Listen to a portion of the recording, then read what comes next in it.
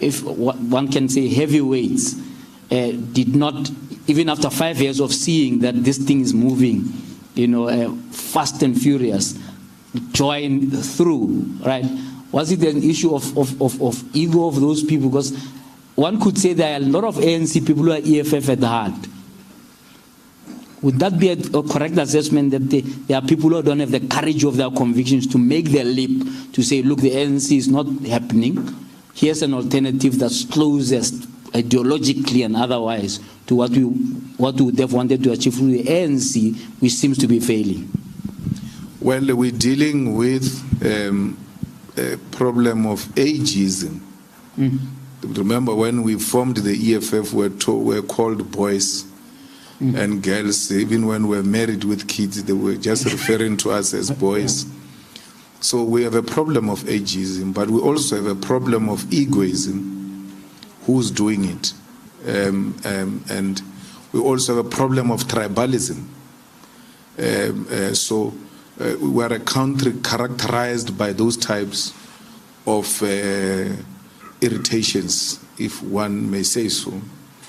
And it will take a long time for people to come to accept that there is an alternative. And we're not complaining because, to start with people who have not occupied positions before and they don't use their previous experiences in those positions to want to impose themselves on the leadership of the EFF.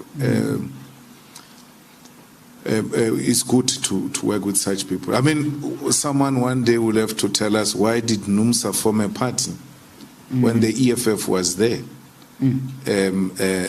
Because there was no need. I mean, they couldn't pull anything, despite the fact that they bought all beautiful buggies everywhere, had posters everywhere. But they knew that their experience is unionizing people.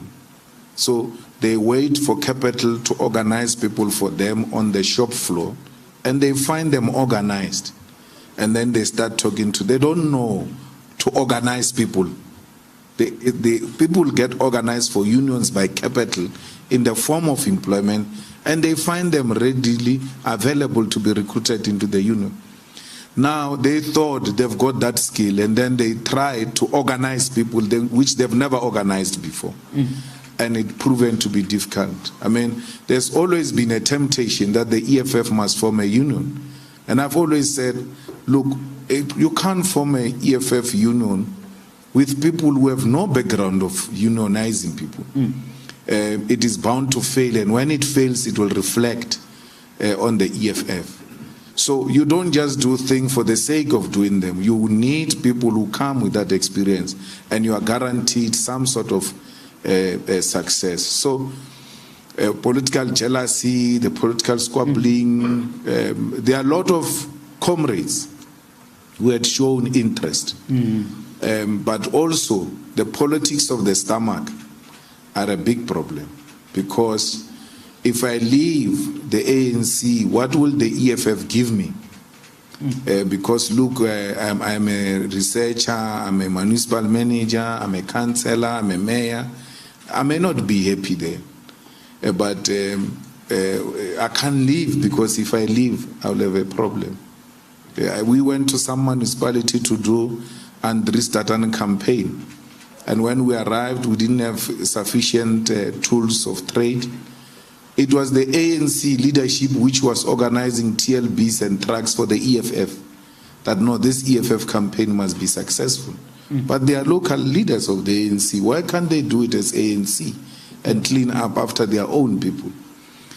And want the EFF to succeed in that regard. So you can see that they love the EFF, they want to be in the EFF, but there is a limitation that if we go there, we may lose the opportunities that we have on this other side.